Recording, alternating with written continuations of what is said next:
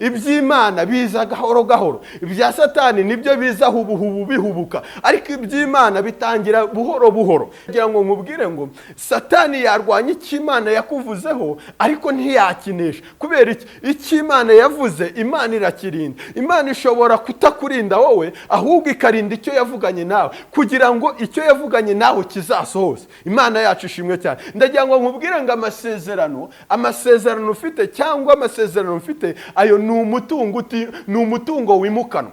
Hari ibintu dushobora gusiga mu rugo, ariko amasezerano ho twagiye turayegendana. Hari abantu bajya bamenya amasezerano yawe bagatangira kuyarwanya, ariko reka nkubwire, nta muntu warwanya isezerano ngo arishobore. Nta muntu warwanya icyo Imana yavuze ngo agishobore. Warwanya ibyo abantu bavuze ukabishobora, warwanya ibyo abantu batekereje ukabishobora, ariko ntiwarwanya icyo Imana yavuze ngo ugishobore. Hari inzozi ziri mu buryo butatu. Hari inzozi za mbere zizanwa n'abadayimoni, ugasanga ni inzozi z'akavuyo k'abadayimoni. Abadayimoni bagusuye barakurindagiza mu nzozi, bakwereka ibintu bipfuye, bakwereka kurya ibintu by'ibinyama, bakwereka wiruka ugira uti izo ni inzozi z'abadayimoni. Hari n'inzozi z'imiruho, inzozi wirirwa urota ibyo wiriwe, amagambo wiriwemo, abantu wamenye ko bakurwanya, ugasanga ni inzozi z'ibitekerezo z'imiruho. Ariko hari n'inzozi z'Imana. Inzozi z'Imana rero ikizazikwereka ni inzozi urota umeze nk'ukanuye, ukazirota ubona itangiriro ryaryo n'iherezo, kandi ukaza gukanguka za nzozi uzibuka. Izo nzozi ni iz'Imana. Icya kabiri kikwereka ko ari inzozi z'Imana, ni inzozi ziza rimwe, zikaza kabiri, zikaza gatatu. Kubera iki? Imana ivuga rimwe mu nzozi, ikavuga kabiri, ikavuga gatatu. Rero witondere inzozi wibuka, ukibuka uko zatangiye, ukibuka n'uko zarangiye. Wibuka inzozi urose rimwe, kabiri, gatatu, izo nzozi ziba zikomeye.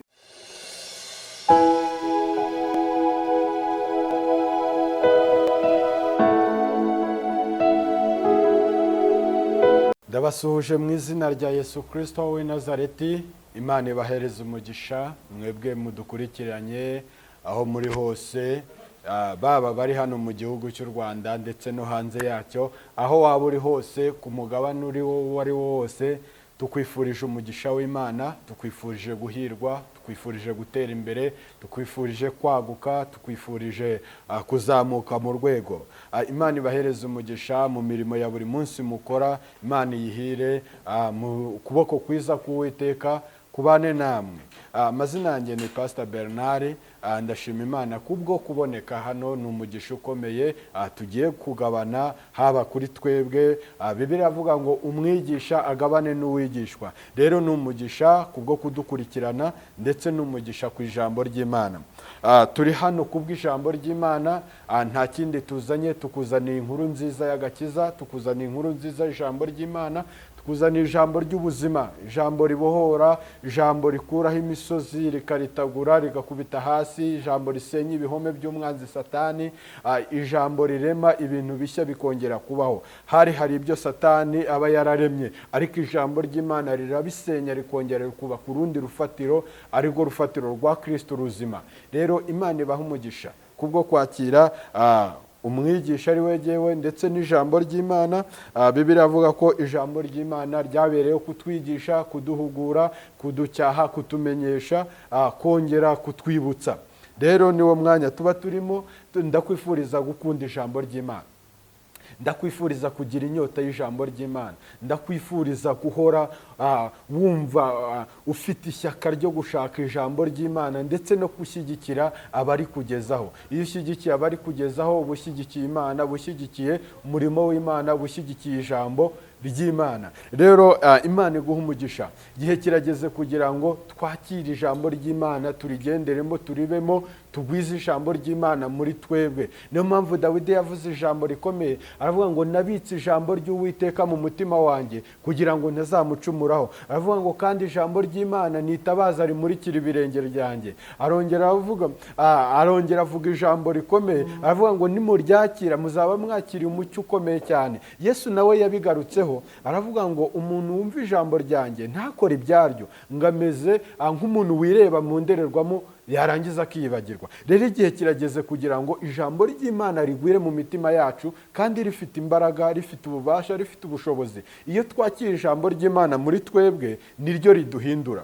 Buriya amagambo y'umuntu ashobora kutaguhindura, inkoni zishobora kutaguhindura, ariko ijambo iyo rigeze mu buzima bwawe, ijambo rizima rya Kristo ribasha guhindura umuntu. Uwari ufite kamere zitandukanye, rikagenda rikica kamere mu buzima bwe, rikimika imbuto z'umwuka wera. Kubera iki? Ijambo ry'Imana iyo ryagwiriye muri twebwe ribasha kwera imbuto. Rero igihe kirageze kugira ngo ijambo ry'Imana rigwire muri twebwe, kandi ijambo ry'Imana niturangiza turikure mu nyuguti, turikure mu mpapuro, dutangire kurigenderamo, dutangire gukora ibyaryo. Iki ijambo ry'Imana rivuga tuba ari cyo dukora. Abantu kenshi cyane twumva ijambo ry'Imana mu nsengero hehe na hehe, hano ku macano ijambo ry'Imana turaryumva, ariko kugira ngo dukore ibyaryo biratugora. Rero bene data, ndabifuriza kugira ngo dukure ijambo ry'Imana mu nyuguti, tutangire kurishyira mu bikorwa. Niba Imana hari ibyo yavuganye nawe mu ijambo, tangira kubigenderamo, tangira kubishyira mu bikorwa, uyobowe n'iki? N'umwuka w'Imana. Reka dusome ijambo ry'Imana. Turaza gusoma ijambo ry'Imana riri mu Itangiriro ibice 41 umurongo wa 37. Ariko mbere ya byose reka tubanze dusenga. Mana Data, mu izina rya Yesu, Mana y'icyubahiro, Mana y'ubutware n'ubushobozi, Mana idahinduka, Imana murengezi wacu, turagushimye kubw'uyu mwanya mwiza duhawe wo kugira ngo tumenyeshe abantu, tuvuge inkuru nziza y'ijambo ryawe. Nyemerera buri muntu wese ugiye kudutega amatwi, n'uzadutega amatwi, n'utureba, umuhereza umugisha, kandi ntaba ari twe, izina ryawe rihabwe icyubahiro. Mwuka wera yururukire kubana natwe, kudushyigikira ndetse kutwigisha no kugira ibyo atsinda muri twe, mu izina rya Yesu, amen. Imana ibahe umugisha. Reka dusome mu Itangiriro 41 umurongo wa 37. Aravuze ngo iyo nama inezeza Farawo n'abagaragu be bose. Farawo abaza abagaragu be ati, tuzabona hehe umuntu umeze nk'uyu uri mu mwuka w'Imana? Aravuga ngo iyo nama inezeza Farawo n'abagaragu be bose. Farawo abaza abagaragu be ati, tuzabona hehe umuntu umeze nk'uyu uri mu mwuka w'Imana? Mwakire neza ijambo ry'Imana. Ndashaka kuvuga ku ijambo rivuga kuba mu mwuka w'Imana. Niba ari ikintu dukeneye, niba ari ikintu isi ikeneye abantu bari mu mwuka w'Imana. Niba ari ikintu itorero rikeneye abantu bari mu mwuka w'Imana. Biragoye muri iki gihe, usanga abantu umwuka w'Imana atakibakoraho. Usanga abantu batakifuza umwuka w'Imana, batakifuza gutunga umwuka wera, batagifite inyota y'umwuka wera. Kubera iki? Iyo umwuka wera w'Imana wageze mu buzima bwacu, hari ibintu bihinduka. Iyo umwuka wera w'Imana wageze muri twebwe, utsinda kamere, utsinda ibyaha, utsinda amarari. Rero abantu benshi usanga batakinyotewe no kugira umwuka w'Imana, no gushaka umwuka w'Imana, no kuzura umwuka w'Imana. Kera twatangiye umurimo w'Imana, ujya mu itorero ukabona abantu baruza umwuka wera, abakozi b'Imana baruza umwuka wera, baririmbyi bakaririmba bakuzura umwuka wera. Ariko uyu munsi usanga byarakendereye. Niba ari iterambere, niba yenda ari ibigezweho, ibyo ntago tubizi, ariko turashaka kugaruka ku isoko y'umwuka wera. Niyo mpamvu Bibiliya ivuga ngo abayoborwa n'umwuka wera nibo bana b'Imana. Imana yacu ishimwe cyane. Kandi no gusenga kwacu tukwiriye gusengesha umwuka iteka. Imana yacu ishimwe cyane. Ndashaka rero kuvuga ku ijambo rivuga kuba mu mwuka w'Imana. Umuntu uri mu mwuka w'Imana ni umuntu ukenewe. Umuntu uri mu mwuka w'Imana, isi iramukeneye, itorero riramukeneye, abantu baramukeneye. Ariko uyu muntu ari hehe? Uyu muntu turamubona gute? Ko tuzi n'abari mu mwuka w'Imana, ariko uyu munsi tubabona mu zindi mbaraga, mu bundi bubasha tutazi. Ese biragenda gute? Igihe kirageze rero ngo abantu twongere kuzura umwuka wera. Tuzuzura umwuka wera gute? Igihe tuzimura icyaha mu buzima bwacu. Iyo wimuye ibyaha mu buzima bwawe, wuzura umwuka wera. Umwuka wera ntago ajya abangikanywa n'ibyaha. Umwuka wera ntajya abangikanywa na kamere. Umwuka wera iyo yageze muri twe, atsinda ibyo byose. Kandi umwuka wera niwe utuhuza na Kristo, niwe uduhuza n'Imana. Twasomye ijambo ry'Imana ryatubwiye ngo nuko iyo nama inezeza Farawo n'abagaragu be. Ngo Farawo ubwo aravuga ngo mbese twakuraho umuntu umeze nk'uyu uri mu mwuka w'Imana. Bishatse kuvuga ngo umurokore uri mu mwuka w'Imana arakenewe. Mukristo uri mu mwuka w'Imana arakenewe. Kubera iki? Iyo dufite umwuka w'Imana tubasha gusabana n'Imana. Umwuka w'Imana niwe udufasha guhura n'Imana, niwe udufasha kumenya imigambi y'Imana, niwe udufasha kumenya icyo Imana idushakaho. Hatabayeho umwuka wera, hatabayeho umwuka w'Imana, ntago tumenya imigambi y'Imana, ntago tumenya icyo Imana idushakaho, ntago tumenya icyo Imana yifuza mu buzima bwacu. Ariko iyo twakiriye uwo mwuka w'Imana ukaba muri twebwe, Imana turayumva, tumenya n'umugambi w'Imana. Imana ishimwe cyane. Kubera iki? Umuntu uri mu mwuka w'Imana abasha kumenya amakuru y'ijuru. Umuntu uri mu mwuka w'Imana niyo wamwanga Imana iramwemera. Umuntu uri mu mwuka w'Imana niyo wamuta Imana iramutora. Umuntu uri mu mwuka w'Imana niyo wamusebya ntiyasebeka. Umuntu uri mu mwuka w'Imana niyo wamuvuga ntiyavugika. Umuntu uri mu mwuka w'Imana kumurwanya ntacyo bitanga, uramurwanya Imana ikamurwanira. Kubera iki? Ari mu mwuka w'Imana. Rero umuntu uri mu mwuka w'Imana ni ikitereko, ni ububiko bukomeye, navuga ko ari imari ikomeye aba afite mu buzima bwe. Uyu musore bita Yosefu, Bibiliya yatubwiye ngo nuko iyo nama inezeza Farawo n'abagaragu be. Ngo nuko Farawo ubwo arivugira ngo mbese twakura he umuntu nk'uyu uri mu mwuka w'Imana. Byari byagenze gute? Uyu musore Yosefu ubundi ni ijambo riri mu Buheburayo rivuga kongera, kongerwa n'Imana. Imana irongera. Imana yacu ishimwe cyane. Ni umwana avuka mu muryango w'abana 12, ngo yavutse ari umwana ufite ibintu bitatu bikomeye cyane. Icya mbere ngo yavutse ari umwana ufite inzozi. Imana ishimwe cyane. Ngo yari umwana ufite inzozi zidasanzwe. Icya kabiri ngo yari umwana ufite igikundiro. Icya gatatu ngo yari umwana w'umutoni. Iwaba baramukundaga. Ibyo bintu rero ni ibintu Yosefu yari afite. Ngo noneho ibyo bintu ngo bitangira kumukurura intambara, bitangira kumukurira ibigeragezo. Bishatse kuvuga ngo ni amasezerano ubwe yari afite akomeye. Kubera iki? Hari amasezerano, iyo tumaze kwakira amasezerano akenshi duhura n'intambara zitandukanye. Duhura n'umwanzi Satani atangira kurwanya ya masezerano ari mu buzima bwacu. Ariko ndagira ngo nkubwire ngo Satani yarwanya icyo Imana yakuvuzeho, ariko ntiyakinisha. Kubera iki? Icyo Imana yavuze Imana irakirinda. Imana ishobora kutakurinda wowe, ahubwo ikarinda icyo yavuganye nawe, kugira ngo icyo yavuganye nawe kizasohoze. Imana yacu ishimwe cyane. Ndagira ngo nkubwire ngo amasezerano ufite cyangwa amasezerano ufite, ayo ni umutungo wimukanwa. Hari ibintu dushobora gusiga mu rugo, ariko amasezerano ho twagiye turayegendana. Imana yacu ishimwe cyane. Rero Satani ashobora kuza kubirwanya, ariko ntago yabishobora. Kubera iki? Imana irinda icyo yavuze. Bibiliya avuga ngo ijambo Imana ivuga iririnda ibihe n'ibihe. Muririmbyi we yararirimbye ngo aho kugira ngo ijambo Imana yavuze ngo rihere, ngisi n'ijuru byazingwa bigakurwaho. Kubera iki? Nta kintu Imana ivuga ngo gihere. Uzasoma igitabo cya Yeremiya igice cya mbere, hazakubwira ngo ijambo Imana yabwiye Yeremiya, yaramubwira ngo mbese Yeremiya uruzi iki? Yeremiya aravuga ngo nduzi inkoni. Ngo Imana iramubwira ngo warebye uburyo ndindi ijambo ryanjye, narangiza nkariherekeza nkarigeza ku cyo nagambiriye. Imana yacu ishimwe cyane. Rero uyu musore bita Yosefu yari afite amasezerano akomeye. Icya mbere yayakuye mu nzozi. Ngo yigeze kurota, ngagiye kurota ngabona ngo inyenyeri n'izuba byikubita imbere ye.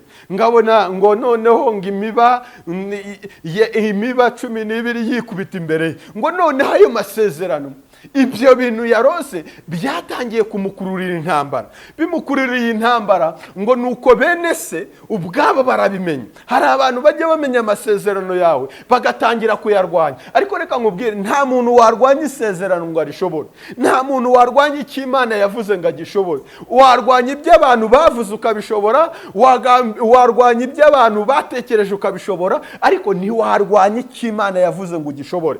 Imana ishimwe cyane. Dufite abantu barwanya amasezerano y'abandi, bagenda bagasenga ngo barayahirika, bagenda bakavuga ngo ayo masezerano ntazasohora, ariko baribeshya. Icyo Imana yavuze nta jambo Imana igivuga ngo rihere.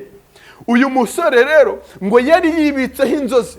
yari yibitseho amasezerano akomeye, ngo nuko ngo bene se ubwabo baratekereza baravuga ngo wabonye inyenyeri n'izuba byikubita imbere yawe, wabonye imiba yacu yikubita imbere yawe. Bishatse kuvuga ngo wowe uzaba umutware, bishatse kuvuga ngo wowe uzaba umuyobozi, bishatse kuvuga ngo wowe uzadutegeka, bishatse kuvuga ngo ni wowe uzacungura umuryango. Ngo nuko bya bintu barabimenya bene se, ngo batangira kumuhagurukira, batangira kumurwanya, ngo noneho batangire no kumuhimba amazina. Yajya atambuka ngo Karosi arahise, yajya atambuka ngo Murokora arahise. Sinzi nawe amazina bajya baguhimba, ariko ndagira ngo nkubwire ngo amazina yose baguhimba bitewe n'ibigeragezo urimo, bitewe n'intambara urimo, bitewe n'ibibazo urimo, ayo mazina ntazahama, ayo mazina ntazafata, ayo mazina nta n'icyangombwa azasohokaho. Amazina yose witwa y'amagenurano, ayo ngayo ntacyo azamara, ahubwo igifite agaciro ni icyo Imana yakuvuzeho. Ngo nuko bakajya bavuga ngo Karosi, Karosi, Karosi.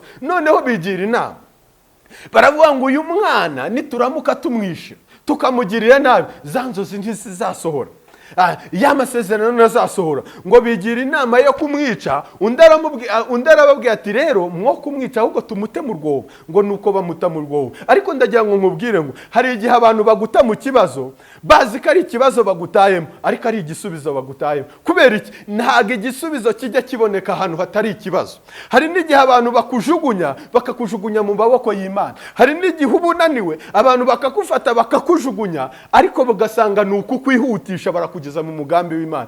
Ngo baramufashe bamujugunya mu rwobo. Ngo urwo rwobo bamaze kurumujugunyamo, ngo nuko bazi ko azapfiramo. Bibiliya iravuga iki? Biravuga ngo haza abagira neza, abantu bagendaga bigurira ibintu batwara abanyagano, ngo barangije bumva umuntu uri mu rwobo. Ariko mu kumujugunyamo, ngo bafashe imyenda ye, ngo bayisiga amaraso, ngo barangije bayishyira se, ngo baramwereka bati dore wa mwana wakundaga inyamaswa y'inkazi yamuriye. Za nzozi zarangiye, bya bindi byarangiye. Ngo nuko se agira umubabaro mwinshi cyane. Reka nkubwire, hari abantu bagira inkuru bakazana n'ibimenyetso, hari abantu bavuga bakagaragaza n'ibimenyetso. Buriya Satani nabyo ajya atanga n'ibimenyetso. Ahari naho hari abakugambaniye bazana n'ibimenyetso, hari abakuvuze bazana n'ibimenyetso, ndetse hari n'amadosiye baguteze afite ibimenyetso. Ariko reka nkubwire, ijambo rirambwira ngo imigambi yabo ntago izahama. Imigambo yabo yanze guhama. Ngo nuko wa musore baraza bamusanga mu rwobo, ngo abagenzi bigenderaga. Umuntu mushobora kuba mufitanye isano ashobora kutakugirira neza, ariko wa mugenzi akakugirira neza. Neza y'Imana ntago uza wisanga. Neza y'Imana igira inzira nyinshi zitandukanye. Neza y'Imana ishobora guca mu muntu uzi, neza y'Imana ishobora guca mu muntu utazi, neza y'Imana ishobora guca mu muvandimwe, neza y'Imana ishobora guca mutari umuvandimwe. Ineza y'Imana yishakira inzira, kandi neza y'Imana iyo yaje ntago ijya iyoba, irazi igera aho yatumwe. Ngo nuko baraza bamubonye, ngo baramubaza bamukuramo, ngo barangije ngo bamujyana kwa Farawo, atangira kuba umugaragu. Ariko nubwo yabaye umugaragu, ngo yatangiye gukora akazi ke neza, atangira kunoza akazi ke neza, imirimo yarashinzwe akayikora neza. Reka nkubwire nshuti yanjye, umurimo, Bibiliya avuga ngo umurimo wose werekeje amaboko uyikorane umwete. Wivuga ngo barakugambanira, ngo baragusebya mu kazi, ahubwo akazi ukora gakore neza. Noza umurimo wawe, aho ukorera hakore neza, kora neza, ushyiremo gukiranuka, ushyiremo kubaha Imana. Ngo nuko Yozefu aragenda akora ikiboyi. Niwe muntu Bibiliya itwereka watangije umushinga wo gukora ikiboyi, nta wundi ni Yozefu. Yozefu niwe wa mbere watangiye umurimo wo gukora ikiboyi. Ngakora ikiboyi hano kwa Farawo. Ngo nuko amaze kugikora, ngo nuko aragenda muri ka kazi akora kagakora neza. Kazi kose gakore neza. Hari n'abantu bangutuzi ngo aka kazi ngo ni feke ni ibiki. Kora akazi gakore neza, akazi kabi kaguhesha keza, ahubwo noza umurimo ukora. Barokore tujya twishyiramo ibintu ngo jewe ngo ntabonye akazi gakaze, ntabonye ibi n'ibi. Hera kuri ako ngakubona ugakore neza. Nugakora neza Imana izagenda ikuzamuha. Iby'Imana biza gahoro gahoro, ibya Satani nibyo biza hubuhubu bihubuka, ariko iby'Imana bitangira buhoro buhoro. Imana yacu ishimwe cyane. Ngo nuko aragakora, akora ako kazi, ko mu rugo, ngo nuko ngo umugore uko akora akazi ko mu rugo, ngo umugore wa Farawo ngo atangira kumwifuza, ngo atangira kumurarikira. Kubera iki? Yari afite ubwiza, yari afite igikundiro, twabivuze, yari umuntu ufite inzozi, yari umuntu ufite ubwiza bw'Imana. Ngo wa mugore w'umwami agera haramwifuza. Mu kumwifuza ashaka kumufata ku ngufu. Ashatse kumufata ku ngufu, ngo nuko ngo Yosefu icyo yamubwiye ijambo rikomeye cyane. Ngo umugore amubwiye ati ndakwifuza, ndashaka ko dukora ibi n'ibi. Aramubwira ngo ibyo ushaka kunkoresha ntago biri mu nshingano z'akazi kanyu. Nshuti yanjye, reka nkubwire, muri ibi bihe hari abantu babona akazi ari uko bakoreshejwe ibintu bibi. Ugasanga ubonye akazi ari uko wakoreshejwe ibintu bibi, ariko ako kazi ntago karama. Uko bwije nuko bukeye bya bintu bikenerwa gukorwa. Ariko rero iyo wubashye Imana, ngo Yosefu ikintu yakoze niki? Yaravuze ngo ibintu ushaka kunkoresha ntago biri mu nshingano zanjye, ntago biri mu masezerano nagiranye na databuja. Arangije aramubwira ati ariko hari ikintu kimwe nshaka kukubwira. Wibuke ko jyewe Yosefu ndi umuheburayo wubaha Imana. Nubaha Imana aho abantu bari, nubaha Imana abantu badahari, nubaha Imana databuja ndeba, nubaha Imana databuja atandeba. Reka nkubwire nshuti yanjye, mu buzima ubamo rangwa no kubaha Imana. Nurangwa no kubaha Imana. Iyo usomye igitabo cya Timoteyo wa mbere 6:6 aravuga ngo icyakora koko kubaha Imana iyo gufatikanyije no kugira umutima unyuzwe ngo kuvamo inyungu nyinshi. Imana yacu ishimwe cyane. Byakozwe n'intumwa 34:10 gutyo. Hari amagambo Petero yavuze ngo menye neza yuko mu mahanga yose abubaha Imana bagakora ibyo gukiranuka ngo Imana irabemera. Reka nkubwire nshuti yanjye, umuntu yakwemera ariko ntiyakwemeza Imana, ariko Imana yakwemeye ikwemeza abantu. Wiharanira kwemerwa n'abantu cyangwa haranira kwemerwa n'Imana, kuko niwemerwa n'abantu, abantu ntibazakwemeza Imana, ariko niwemerwa n'Imana, Imana izakwemeza abantu. Ngo nuko ngo Yosefu aramubwira ngo jyewe ndi umuheburayo wubaha Imana, haba ku manywa nubaha Imana,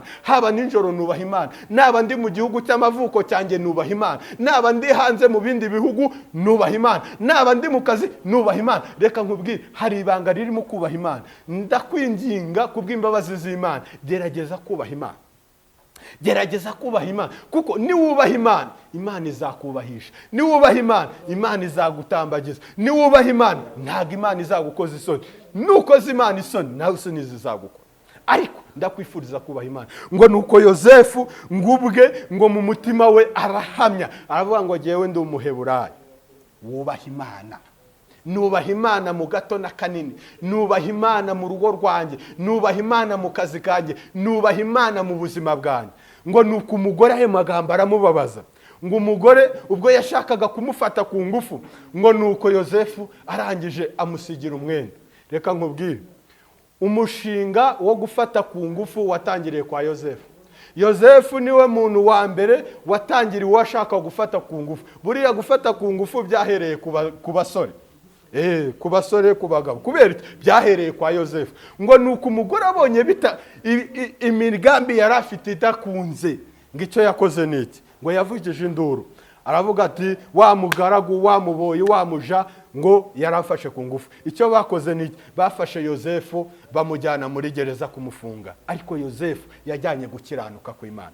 Yosefu yinjiranye muri gereza gukiranuka kw'Imana. Nubwo bamugerekeyeho dosiye bakamurega ibirego bitandukanye, Yosefu ngo yahamije Imana, arangwa no gukiranuka. Ngo gukiranuka, Yobu yavuze ijambo rikomeye, aravuga ngo sinzikuraho kuba inyangamugayo. Aravuga ngo gukiranuka kwanjye ndagukomeje. Yosefu nawe yakomeje gukiranuka kwinjira no muri gereza. Nubwo yari ari muri gereza, ngo yakomeje gukiranuka. Kwa gukiranuka ngo umwuka w'Imana akomeza kumusura. Reka nkubwire nshuti yanjye, iyo wubatse urwego rwo gukiranukira Imana, iyo wubatse urwego rwo kubaha Imana, iyo wubatse urwego rwo gusenga Imana, iyo wubatse urwego rwo kwihana, iyo wubatse urwego rw'ubusabane n'Imana, ndakubwiza ukuri ko Imana yamamagaye, Imana iguha umugisha. Ngo nuko Yosefu ngo yinjirana umwuka w'Imana, ngo nuko akigeramo ngo abantu batangira kurota. ngo bamaze kurota, ngo umuntu umwe arota ngabona yikoreye imitsima, ngo inyoni ziza ziramurya zirayirya, n'undi arota ibindi. ngo nuko Yosefu arangije aravuga ati wowe warose inyoni zikurira imitsima ku mutwe, wowe bagiye kuguca igihanga. ngo akimara kubimubwira ako kanya ngo igihanga bahita bagica. umuntu uri mu mwuka w'Imana rero inzozi ze ziba zisobanutse. rero hari buri inzozi ziri mu buryo butatu. hari inzozi za mbere zizanwa n'abadayimoni, ugasanga ni inzozi z'akavuyo k'abadayimoni. abadayimoni bagusuye barakurindagiza mu nzozi, bakwereka ibipfu, ibintu bipfuye, bakwereka urya ibintu by'ibinyama, bakwereka wiruka ugira uti izo ni inzozi z'abadayimoni. hari n'inzozi z'imiruho, inzozi wirirwa urota ibyo wiriwe, amagambo wiriwemo, abantu wamenye ko bakurwanya, ugasanga ni inzozi z'ibitekerezo z'imiruho. ariko hari n'inzozi z'Imana. inzozi z'Imana rero ikizazikwereka ni inzozi urota umeze nk'ukanuye, ukazirota ubona itangiriro ryaryo n'iherezo, kandi ukaza gukanguka za nzozi uzibuka. izo nzozi ni iz'Imana. icya kabiri kikwereka ko ari inzozi z'Imana ni inzozi ziza rimwe zikaza kabiri zikaza gatatu. kubera iki? Imana ivuga rimwe mu nzozi, ikavuga kabiri, ikavuga gatatu. rero witondere inzozi wibuka, ukibuka uko zatangiye, ukibuka n'uko zarangiye. wibuka inzozi urose rimwe kabiri gatatu, izo nzozi ziba zikomeye. ngo Yosefu arazirotora, aramuga ngo wowe bazaguca igihanga. undi aramubwira ati wowe mbonye usubira guhereza ku meza y'ibwami. aramubwira ariko nugerayo uzanyibuke. ngo nuko barangije ngo wa undi bamuca igihanga, wa undi asubira ku meza ibwami guhereza. ngo nuko igihe kiragera, igihe cyo gutabarwa kwa Yosefu kubera yubashye Imana. reka nkubwire, igihe cyo gutabarwa kw'abubashye Imana kijya kigera. byakunda byakwemera Satani yarwana yagira ate, igihe kijya kigera abubashye Imana, Imana ikabibuka. Dawidi yavuze ijambo ryiza, aravuga ngo Uwiteka we unyibuke nkiriho kugira ngo mbashe kugushima, kuko abapfuye batajya babasha kugushima. rero kuba ukiriho uri umukandida w'ibitangaza, kuba ukiriho uri umukandida w'amashimwe. Imana yacu ishimwe cyane. ngo nuko uyu musore ngo Imana iramwibuka, imaze kumwibuka ica hehe? ica kwa Farawo. Imana nikwibuka ifite aho izaca kugira ngo ibyo yavuganye nawe bisohore. Imana nikwibuka ifite strategy izakoresha kugira ngo ibyo yavuganye nawe bisohore. Imana nikwibuka ifite inzira nyinshi zacu kugira ngo ibyo yavuganye nawe bisohore. ngo icyo yakoze niki? ngo Imana yaragiye irotesha umwami. Imana ishimwe cyane. reka nkubwire, umuntu ashobora kukwanga akagukunda mu nzozi. ashobora kuba ari umuntu ukwanga, utakwemera, uguvuga, ugusebya, ariko akajya arota abona muri inshuti, akajya arota abona umuha amazi, akajya arota abona umurwanirira. umuntu ashobora kukwanga akagukunda mu nzozi. ngo nuko ngo Imana iragenda irotesha Farawo. ariko Imana igira ibirotesha ku buzima bwawe. Imana igira ibirotesha ku buzima bwawe, bagira ibyo bakora mu izina rya Yesu. Imana iguhuze n'abantu b'umugisha, Imana igukingura umuryango w'umugisha, Imana iguhuze n'abantu b'umumaro. Imana igira ibirotesha, bagira ibyo bakora ku buzima bwawe mu izina rya Yesu. ngo nuko Imana iragenda irotesha Farawo. ngo ubwo yari aryamye, ngo agiye kubona ngabona ari ahantu ku kibaya, ahantu mu rufunzo, ngo agiye kubona ngabona inka 7 zinanutse, ngagiye kubona n'izindi 7 zibyibushye, ngagiye kubona amahunda 7 yeze ndetse n'ayanyunyutse ameze nabi. ngo igitangaza cyabaye, ngo Farawo agiye kubona ngabona za nka 7 ngo z'iminambwe, ngo zimizi zibyibushye, amahundo y'iminambwe amize ayeze neza. ngo nuko arangije biramucanga, ngo ako kanya ahita yibagirwa inzozi. umva ukuntu Imana itabarasha, umva ukuntu Imana igira inzira nyinshi, ishobora no gutabarira mu nzozi. ngo nuko ngo Farawo icyo yakoze niki? ngo yahise ngo ahamagara ngo abanyabwenge, arabicaza, aravuga ati abanyabwenge murahembwa, igihugu kirabahemba, mumbwire inzozi narose. abanyabwenge bati zidusubiriremo. aravuga ati nazibagiwe, ahubwo mwe mumbwire izo narose. umunyabwenge umwe aravuga ati ariko se urabona twebwe twarotora inzozi utatubwiye twazibwirwa niki? Imana yacu ishimwe cyane. ngo nuko ngarangije, ngo icyo yakoze niki? ngo abanyabwenge ngo baravuze bati aha hantu wapi rwose. aravuga ati aha hantu wapi? aha hantu ntago twabishobora, ngahamagara abakonikoni birabayobera, ahamagara abapfumu bati zitubwire tuzisobanure, abapfumu barangije ngo barazisobanura ngo biranga, baramubwira bati kutazitubwira, aravuga ati nazibagiwe, ngo abantu bose birabacanga. Ngo noneho wa muntu ngo Yosefu yarotoreye inzozi muri gereza, ngo waherezaga ku meza, ngo ari guseriva ku meza yumva ibyo bavuga, ngo arangije azamura akatoki, baramubwira bati wowe wa museriveri, wowe uravuga iki hano mu nama y'abantu bakomeye bafata ibyemezo, wowe uravuga iki? Aravuga ati numvise hari inzozi warose zirakuyobera, ariko hari umuntu uri muri gereza, uyu muntu uri muri gereza arimo umwuka w'Imana yo mu ijuru, uyu muntu yabasha kuzirotora, kuko nanjye hari izo yarotoye ndangije mbona uko yazivuze nibyo. Ngo nuko ngo Farawo abwira abagaragu ati uwo muntu ninde? Bati ni Yosefu. Bati Yosefu wa munyamakosa? Bati nuwo nguwo. Bati mumuzane. Ngo Yosefu icyo bakoze, ngo bagiye muri gereza, ngo bamukurayo, biravuga ngo bamuhubujeyo, ngo baragenda baramwogoshesha neza, bamukuramo imyenda ya gereza, baramwuhagira. Iyo Imana yakwibutse protokoli iraba, iyo Imana yakwibutse abantu barakugarukira, iyo Imana yakwibutse uhabwa ijambo, iyo Imana yakwibutse uratumirwa mu manama, uku nguku udahamagarwa mu nama y'umuryango cyangwa hehe n'iz'ubukwe. Iyo Imana yakwibutse buri nama yose urahamagarwa, uratumirwa.